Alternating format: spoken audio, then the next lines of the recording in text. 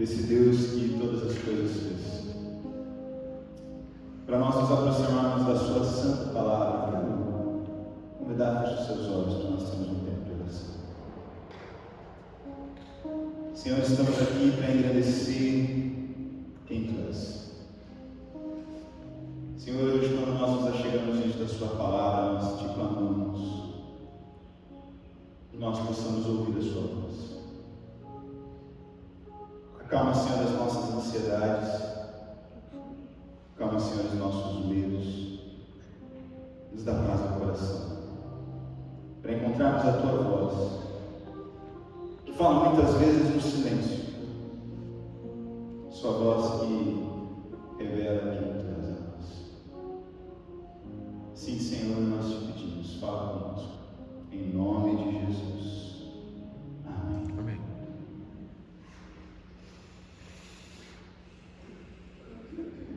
Muito bem. Quem viu o card do convite do culto para esse final de semana? Alguém lembra qual era o título desse card? Primeira pegadinha, né? A pergunta que vem sem nenhuma intenção, para depois vir pergunta com intenção. O título desse card era, afinal, quem sou eu? Quem sou eu? Já se fez essa pergunta? Quem sou eu?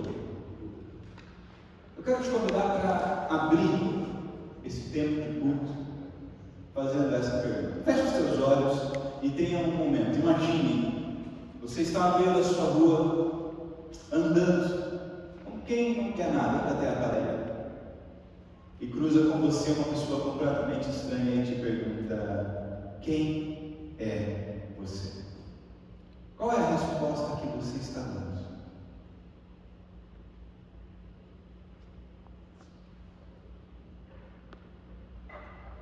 Qual é a sua identidade?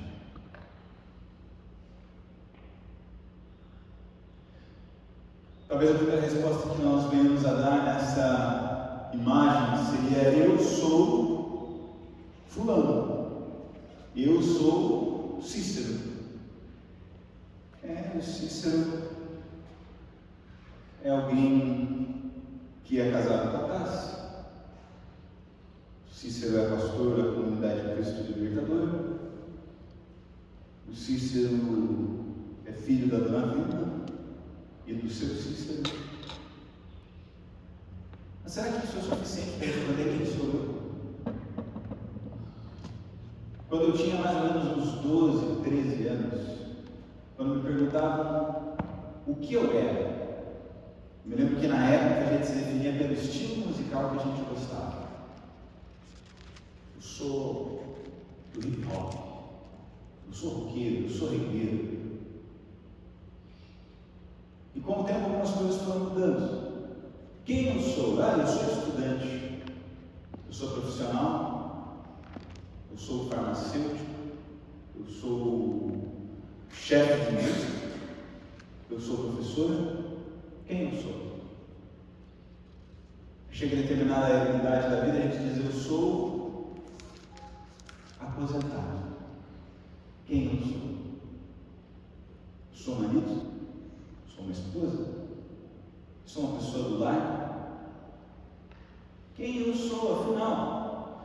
Nós desempenhamos diversos papéis no decorrer da nossa vida, mas a pergunta sobre quem eu sou continua latente dentro dos nossos corações. E por mais que muitas vezes nós venhamos a cumprir muitos papéis, quantas noites nós não perdemos nos questionando quem nós realmente somos? Onde nós realmente estamos nas nossas vidas? E aonde também está a nossa identidade? A nossa identidade não pode estar no nosso título, porque um dia os títulos podem acabar. A nossa identidade não pode estar naquilo que nós fazemos, porque o que nós fazemos uma hora pode se tornar obsoleto. Quem estava vivo há 50 anos atrás, não precisa de 50 anos, menos, 40 anos atrás, sabia o status que era ser um profissional de datilografia. Quem está vivo há menos de 30 anos não faz nem ideia do que é esse negócio de profissional de datilografia. Que era o profissional que era responsável por escrever, fazer tudo que a gente faz no computador, numa grande máquina que servia para oficializar os documentos. Se alguém encontrou o seu valor em ser um datilógrafo, com o tempo essa pessoa acabou perdendo esse valor que ela mesma encontrou. Quantas pessoas nós conhecemos no meio da nossa trajetória que encontram o seu valor na maternidade e na paternidade? Eu sou a mãe do Zezinho, eu sou o pai do Robertinho. Aí o Zezinho cresce, vira o Zezão, vai embora de casa, e cadê a identidade? Quem sou eu? E é exatamente assim que a nossa vida vai sendo confrontada por essa pergunta: quem sou eu? Só que a Bíblia nos fala sobre isso. E nós abrimos hoje o nosso culto lendo Gênesis, quando Deus diz que criou o ser humano à sua imagem e semelhança e viu que tudo era bom. Quando Deus nos diz isso, Ele está falando para nós que existe de fato uma identidade constituída sobre nós. Nós somos a imagem e semelhança de Deus. Nós somos a coroa da criação do Senhor. Os salmos vão dizer que nós somos feitos um pouco menores do que Deus. Olha que ousadia! A Bíblia diz que nós somos essa coroa da criação, que é a brilhante criação de Deus. Se nós olharmos bem de verdade para a nossa realidade, nós não vamos chegar nessa mesma conclusão. Afinal, hoje a maioria dos problemas que nós temos somos nós mesmos que criamos. Mas Deus não está falando sobre a ação do pecado nas nossas vidas, mas sobre o propósito original pelo qual Ele nos criou.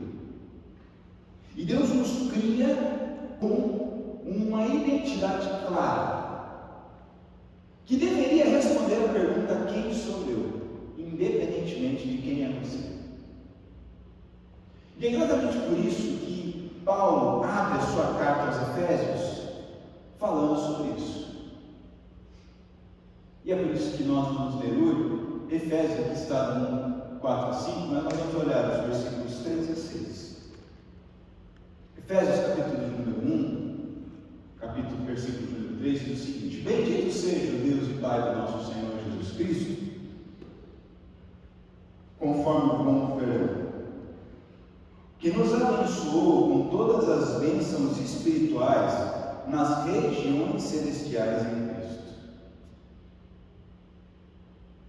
Esse texto ele tem uma repetição que chega a ser até um pouco estranha. Paulo está abrindo a sua carta. E aqui é importante dizer, Paulo está literalmente abrindo a carta aos Efésios.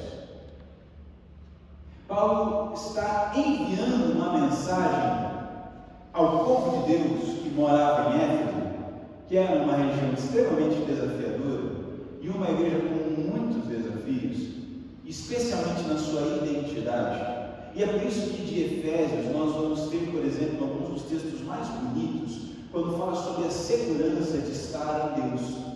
Efésios capítulo 2 é uma narrativa do amor de Deus e da sua graça por nós. Não é pelas obras para que ninguém se glorie, mas é graça do próprio Deus. É isso que Efésios 2 vai dizer, que nós somos salvos, pela graça.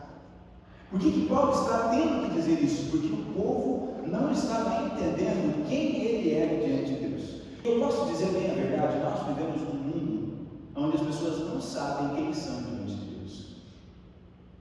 Onde nós andamos com medo do inferno para lá e para cá e esquecemos de caminhar na glória de Deus. E ele está dizendo isso para nos apontar o seguinte fato: nós bendizemos a Deus, nós estamos conversando aqui, nós estamos reunidos nesse tempo em culto, porque Cristo Jesus nos abençoou com todas as bênçãos espirituais espirituais nas regiões celestiais. Porque Deus não nos olha somente como indivíduos carnais. Porque Deus não nos olha como os olhos humanos nos enxergam. Deus não olha para nós a partir das nossas falhas, das nossas limitações. Deus não nos olha a partir daquilo que a carne nos diz que nós somos. Mas Deus nos olha a partir daquilo que o Espírito Santo revela sobre nós. Sobre todas as bênçãos nas regiões celestiais. Porque isso que derramou sobre nós. Quem nós somos diante de Deus? Nós somos essa coroa da criação, imagem e semelhança de Deus, que recebe dele poder espiritual para manifestar a sua obra. Jesus Cristo vai dizer no livro de João que nós faremos coisas ainda mais espetaculares do que aquelas que foram vistas no período bíblico. E algumas pessoas às vezes se perguntam: sim, mas a gente não vê tantos milagres como a Bíblia descreve, será? Ou será que nossos olhos não são capazes mais de enxergar conversões como milagres, orações por curas respondidas como milagres, transformação de vida como milagre, e nós estamos procurando mudança onde Deus já está gritando mudança? Então o que Paulo está dizendo é o seguinte: eu estou louvando a Deus porque esse Deus de quem eu estou falando já nos abençoou. E não nos abençoou a partir dos bens materiais, nos abençoou a partir das bênçãos espirituais. E Paulo continua dizendo: porque Deus nos escolheu nele antes da criação do mundo, para sermos santos e sem culpa diante dele em amor. Isso é maravilhoso. Porque Deus nos escolheu nele antes da criação do mundo. Lembra que quando nós conversamos sobre qual é a primeira coisa que nós dizemos que nós somos, nós falamos o nosso nome, certo?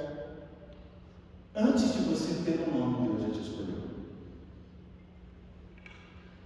Nós agora estamos esperando o Estevão. Antes de eu saber que o Estevão era o Estevão, Deus já havia chamado, já havia escolhido.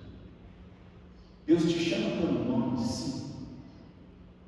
Mas antes de tudo, Ele já te escolheu para caminhar com Ele. Você não é fruto do acaso.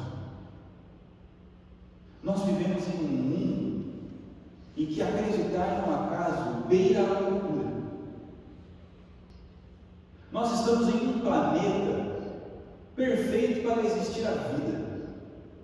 Se ele estivesse 1 centímetro mais perto do Sol, nós queimaríamos. Um pouquinho mais longe, nós congelaríamos. Nesse planeta nasceu a água, da água nasceu a vida. Até mesmo a ciência aponta que as coincidências necessárias para existir a vida e a vida racional são acima daquilo que pode ser considerado coincidência. Não deveria existir, mas nós temos a explicação lógica para isso. Deus nos criou com um propósito. Nós não somos frutos do acaso. Nós não somos frutos do erro dos nossos pais. Nós não somos frutos dos vacilos da vida. Nós somos fruto da criação do próprio Deus. Deus nos criou e Deus nos conheceu antes mesmo que humanamente nós fôssemos conhecidos.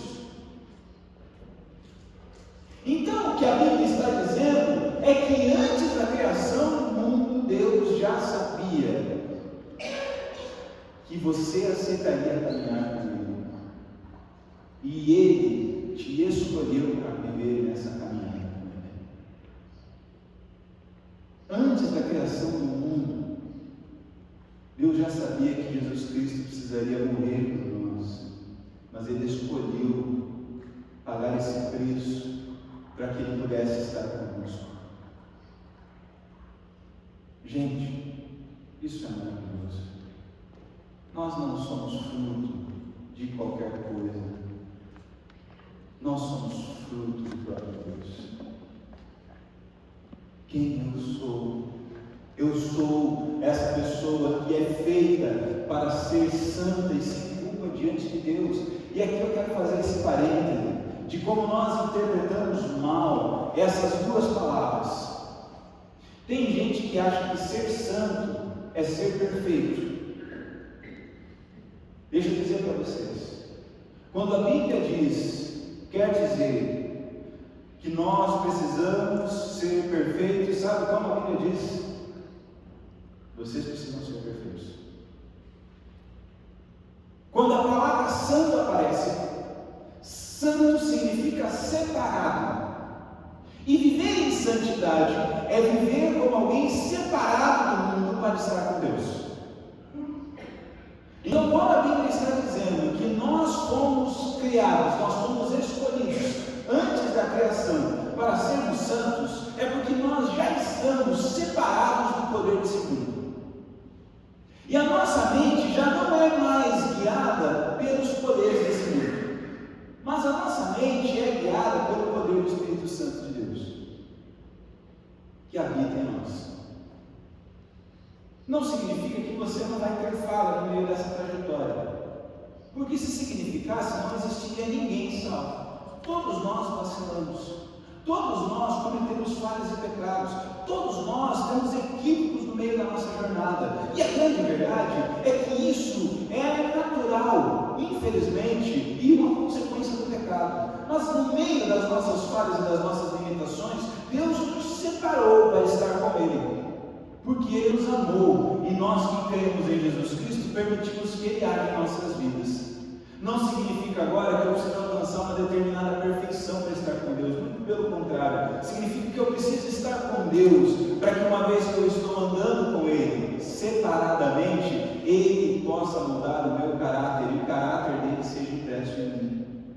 Tem muita gente que acha que precisa ser perfeita para estar com Deus. Eu preciso me tornar uma pessoa melhor para daí poder fazer alguma coisa com Deus. Quando na verdade é o exato oposto. Eu preciso andar com Deus para começar a viver coisas melhores. E é exatamente por isso que Paulo está dizendo que nós somos santos, porque a partir do momento que nós cremos em Jesus Cristo, nós não mais tememos o inferno, não mais andamos perdidos por aí, mas andamos como pessoas salvas e separadas para estar com Ele. Por isso, nós somos santos. Sim, é isso que a Bíblia diz. Não é uma coisa especial para pessoas cristãs. Mas ser santo é ser cristão. E o texto também vai dizer que, por sermos santos, caminhamos sem culpa diante de Deus. Não significa que nós não vacilamos, mas significa que quando nós vacilamos, nós sabemos que a nossa culpa está sendo carregada na cruz do Calvário. E se nós nos arrependemos de verdade, queremos ter a nossa vida transformada, Ele perdoa, redime e transforma. Mas o texto não para por aí. Ele continua nos dizendo que Deus nos predestinou para sermos adotados como filhos por meio de Jesus Cristo, conforme ao bom propósito da sua vontade. Observe que coisa interessante. A Bíblia não vai dizer que nós somos filhos naturais de Deus. Filho de Deus só existe um: Jesus Cristo, Filho unigênito do Pai. Mas quando Jesus Cristo morre por nós, Deus está escolhendo nos adotar. Eu não sei quantos de vocês já passaram por um processo de acompanhar uma adoção. Talvez alguns de vocês já tenham adotado. O processo de adoção não é um processo fácil e tão simples assim como muita gente imagina. Eu pude acompanhar alguns amigos que adotaram crianças. Depois de terem feito toda uma avaliação psicológica da família, estrutural, para ver se tinha condições financeiras, se tinha condição emocional de lidar com a criança.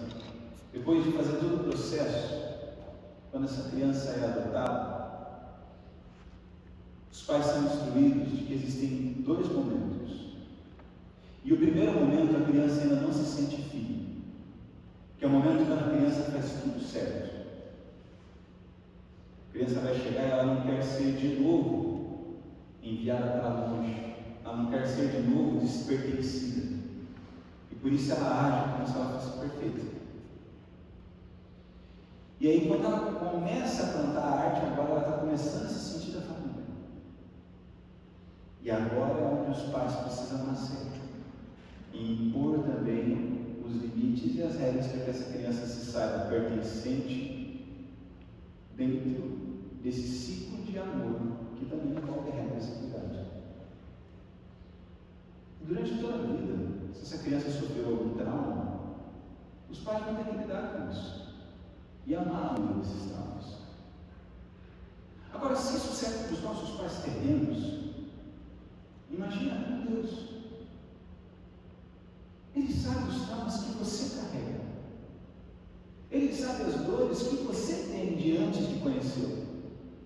Ele sabe exatamente os teus vacilos e os teus equívocos, mas Ele é aquele que tem não só toda a base emocional, como também toda a base espiritual e física para lidar contigo no meio das suas angústias. E você não precisa ter medo de ser expulso da casa dele, porque Jesus já nos garantiu que na casa do Pai tem muita morada, e todo aquele que crê em Jesus Cristo irá encontrar-se com Ele numa morada celestial. Então você não precisa andar por aí com medo de perder a sua salvação. O que você precisa é confiar que você tem um Pai amoroso que não estará afastado de ti em nenhum momento, e que te compreende das suas dores e que irá tratar as suas dores junto contigo. Sabe por quê? Porque Ele é quem te criou antes mesmo que você soubesse quem você era.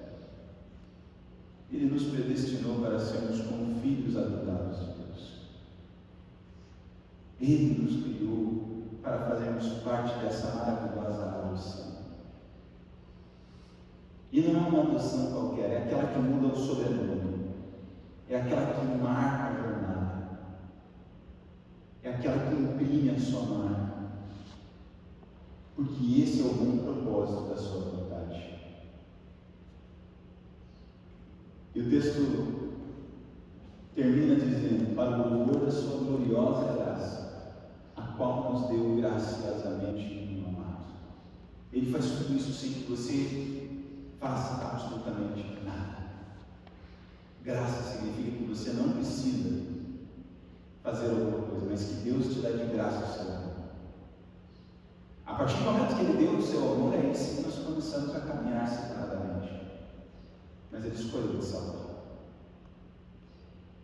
Agora volto para a pergunta que nós abrimos esse tempo: quem sou eu?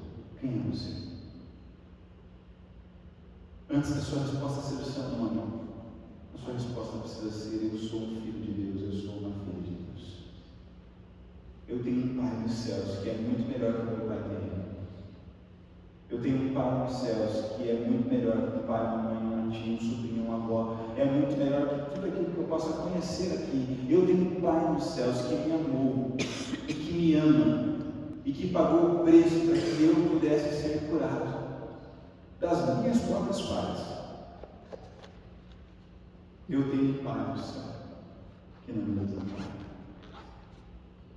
Eu sou um filho de Deus. Quando nós fechamos os nossos olhos e nos perguntamos: quem sou eu? Que essa seja a resposta que tem no seu coração. Talvez no meio da trajetória nós esquecemos disso. Talvez no meio da nossa jornada, no meio da nossa vida, nosso coração acabou se desviando. E nós demos mais valor a sermos profissionais do que a sermos filhos de Deus. A sermos pai e mãe do que a sermos filhos de Deus. A sermos esposo ou esposa do que sermos filhos de Deus. Às vezes nós damos mais valor aos nossos hobbies do que a sermos filhos de Deus.